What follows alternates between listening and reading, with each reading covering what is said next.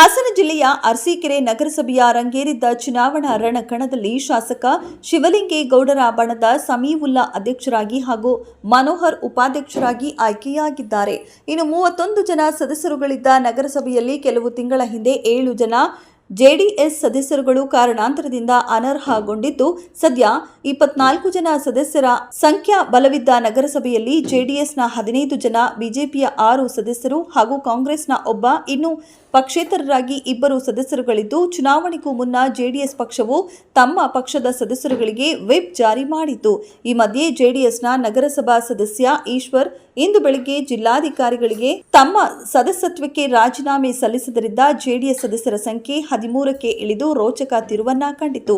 KM Shivalingegowda Congress ಪಕ್ಷಕ್ಕೆ ಸೇರಿ ಶಾಸಕರಾಗಿ ಆಯ್ಕೆಯಾದ ಮೇಲೆ ನಗರಸಭೆಯ ಜೆಡಿಎಸ್ ಎಲ್ಲಾ ಸದಸ್ಯರುಗಳು ಜೆಡಿಎಸ್ನಲ್ಲೇ ಉಳಿದಿದ್ದರಿಂದ ನಗರಸಭಾ ಚುನಾವಣೆ ಭಾರಿ ಕುತೂಹಲ ಮೂಡಿತು. ಇನ್ನು ಬಿಜೆಪಿ ಜೆಡಿಎಸ್ ಹೊಂದಾಣಿಕೆಯಾದ ಮೇಲೆ ಜೆಡಿಎಸ್ ನಾಯಕರುಗಳು ನಗರಸಭೆಯನ್ನ ತಮ್ಮ ವಶಕ್ಕೆ ಪಡೆಯಲು ಯತ್ನಿಸಿದ್ದರು. ಆದರೆ ಕ್ಷೇತ್ರದ ಶಾಸಕ ಕೆಎಂ ಶಿವಲಿಂಗೇಗೌಡರು ಭಾರಿ ಬುದ್ಧಿವಂತಿಕೆ ಹಾಗೂ ಕಾನೂನಾತ್ಮಕವಾಗಿ ಹೋರಾಟ ಮಾಡಿ ತಮ್ಮ ಪರವಾಗಿದ್ದ ಸದಸ್ಯರುಗಳಿಗೆ ಅಧ್ಯಕ್ಷ ಉಪಾಧ್ಯಕ್ಷ ಸ್ಥಾನ ಕೊಡಿಸುವಲ್ಲಿ ಯಶಸ್ವಿಯಾದರು. ಸುಮಾರು 1 ತಿಂಗಳಿಂದ ಭಾರಿ ಚರ್ಚೆಗೆ ಒಳಗಾಗಿದ್ದ ಅರಸೀಕೆರೆ ನಗರಸಭಾ ಚುನಾವಣೆ ಕುತೂಹಲದಿಂದ ಅಂತ್ಯಗೊಂಡಿದೆ. ಇನ್ನು ನಗರಸಭೆ ಮುಂಭಾಗದಲ್ಲಿ ಅಭಿಮಾನಿಗಳಿಂದ ಪಟಾಕಿ ಸಿಡಿಸಿ ಸಿಹಿ ಹಂಚಿ ಮೆರವಣಿಗೆಯ ಮೂಲಕ ಸಂಭ್ರಮಾಚರಣೆ ಮಾಡಿದರು. ಅಭಿವೃದ್ಧಿ ಕಡೆ ಗಮನ ಹರಿಸಿ ಊರಿನ ಅಭಿವೃದ್ಧಿ ನಾವು ಮಾಡ್ತೀವಿ.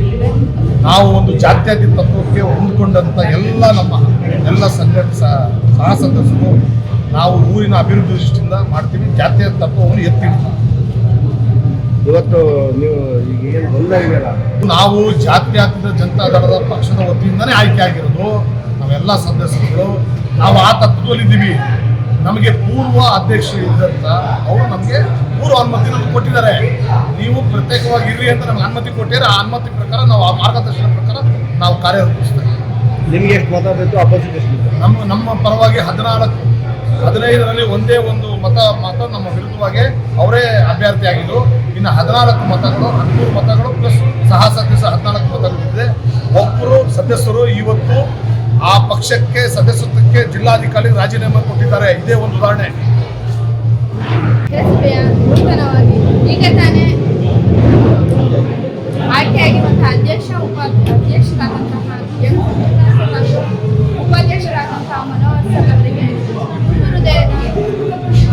ಹಾಗೂ ಈ ಅರಸೀಕೆರೆ ನಗರದ ಸರ್ವಾಂಗೀಣ ಅಭಿವೃದ್ಧಿಗೆ ಯಾವುದೇ ಪಕ್ಷಾತೀತವಾಗಿ ದ್ವೇಷ ರಾಗ ಯಾವುದೇ ಇಲ್ಲದೆ ಅಭಿವೃದ್ಧಿಗೆ ಶ್ರಮಿಸೋಣ, ಒಟ್ಟಿಗಿರ್ತೀವಿ ಅಂತ ಹೇಳಕ್ಕೆ ಇಷ್ಟಪಡ್ತೀನಿ.